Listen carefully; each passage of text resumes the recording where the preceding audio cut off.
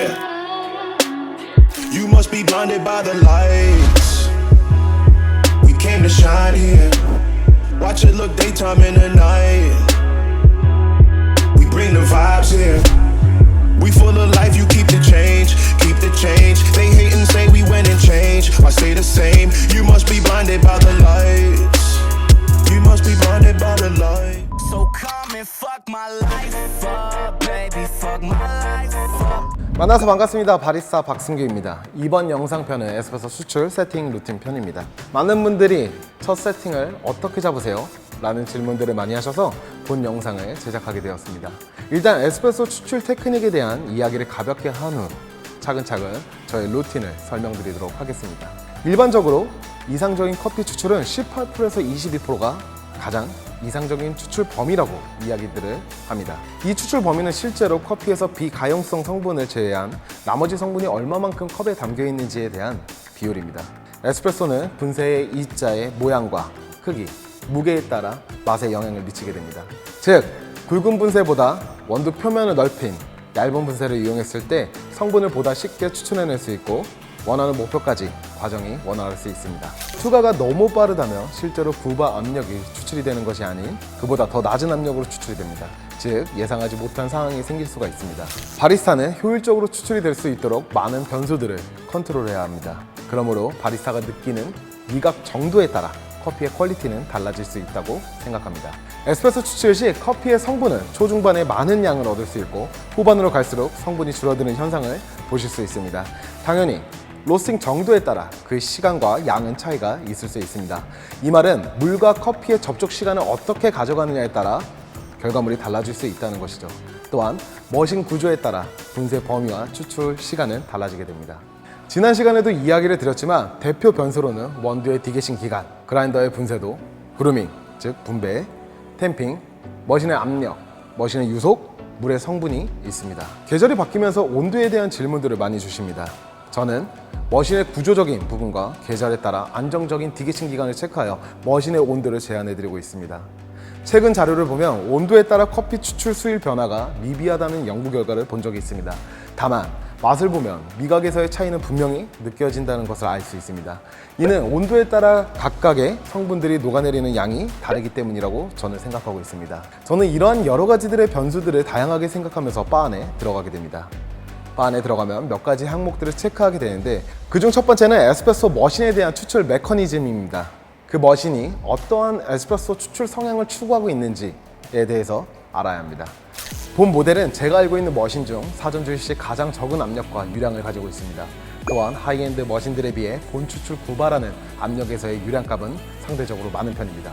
이러한 구조는 사전주의 시 천천히 펑 내부에 물기를 만들고 강한 유량을 통해 내부의 저항값을 만들어 최대한 많은 성분들을 뽑기 위함이라고 바리스타로서 판단하고 예측할 수 있었습니다. 이는 사전주의 시 물길 형성을 너무 많이 만든다면 구바 추출 시 빠른 투과를 할 수 있는 가능성이 커지게 됩니다. 동일 도식량과 동일 추출량의 레시피라고 해도 수율적인 면에서는 낮을 수밖에 없다는 의미이기도 합니다. 또한 사전주의 시 저압 저유량으로 인해 분쇄의 범위는 상대적으로 타 머신들보다 얇아질 수밖에 없다는 것을 사전에 판단할 수 있습니다. 머신을 체크하셨다면 그 다음은 그라인더의 형태일 것입니다. 대표적으로는 코니컬 버와 플랫 버가 있습니다. 최근 출시되는 모델들을 본다면 예전처럼 코니컬 버와 플랫 버로 이야기하는 것보다 버의 사이즈 그리고 커팅 방식을 체크하시는 것이 좋습니다. 제 경험상 버가 작고 절삭면이 많을수록 단맛이나 바디에 긍정적인 영향을 주었고 버의 사이즈가 크고 절삭면이 적을수록 향에 집중시킬 수 있었던 것 같습니다. 저는 개인적으로 버의 사이즈가 작고 절삭면이 많은 형태를 선호합니다. 다만 상대적으로 작은 버들은 외형적인 퍼포먼스 때문에 구매하기가 약간 고민스러운 부분이 있기는 합니다. So come and fuck my life up, baby, fuck my life up. 그 다음은 원료에 대한 이해입니다. 크게는 주시와 다크로 나눌 수 있습니다.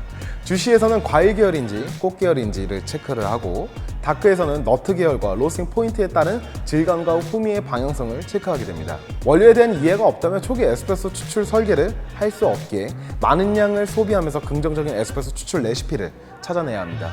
그만큼 시간과 사용량에 따른 재료 손실 부분은 상승하게 됩니다. 그 다음은 커피 액세서리입니다.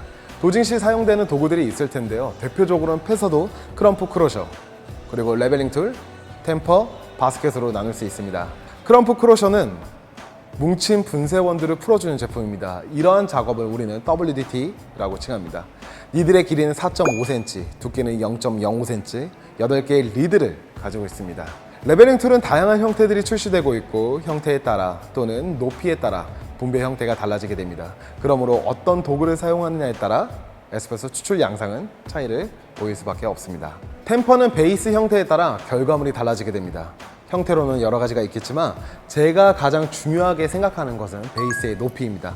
즉 두께감인데요. 균일한 템핑의 강도를 유지하고 싶다면 바스켓 상부와 템퍼 베이스 상부가 비슷한 선상에서 위치하는 것이 좋습니다. 베이스의 높이가 너무 낮다면 템핑의 강도가 낮아질 수 있고 혹은 힘의 강도 전달이 균일하지 못할 수 있습니다. 반대로 너무 높아도 힘의 강도를 맞추기가 어려울 것입니다. 다만 바스켓의 높이와 원료의 밀도에 따른 부피로 인해 달라진다는 것을 참고하시면 좋을 것 같습니다. 바스켓은 여러 형태들이 있습니다. 머신 구조에 따른, 그리고 내가 주력으로 판매해야 되는 음료에 따라 사이즈와 형태가 달라지게 됩니다. 예를 한 가지를 들면 사전 주입이 없고 구바 압력을 가진 머신 중 유량이 많다면 퍽에 걸리는 저항값이 높아지게 됩니다. 그렇기에 동일한 도식량에서 원활한 추출 흐름을 가지고 가기 위해서는 분쇄를 계속 두껍게 가지고 갈 수밖에 없는 상황을 만들게 됩니다. 이럴 때는 타공 개수가 많은 것을 선택하거나 높이가 높은 바스켓을 선택하여 헤드스페이스 공간을 확보한 다음 원활한 추출 흐름을 만드는 것이 좋습니다. 그리고 주력으로 판매될 음료에 따라 바스켓이 변경되어야 합니다. 예를 한 가지를 들면 잔 사이즈가 크다면 그만큼 커피의 농도가 필요로 하게 됩니다. 즉 16g 바스켓보단 20g 혹은 22g 바스켓이 더욱더 효율적일 수 있습니다. 다만 그룹 헤드 사이즈에 따라 큰 바스켓이 부정적으로 나올 수 있습니다. 이 부분은 참고하시길 바랍니다. 마지막 체크는 물입니다. 그 지역은 어떠한 물의 성분을 가지고 있는지, 그리고 어떠한 원료를 사용하여 어떠한 맛을 소비자들에게 전달하고 싶은지에 따라 정수 필터는 달라지게 됩니다. 즉 TDS, pH, 알칼리니티, 경도 성분들의 수치를 파악해서 내가 원하는 커피 컨디션이 나올 수 있도록 물을 설계해야 됩니다. 지금까지 한 이야기를 딥하게 듣고 싶다면 지난 영상들을 참고하시면 됩니다. 자, 그러면 이제 현장으로 이동해서 세팅을 잡으면서 이야기를 이어가도록 하겠습니다.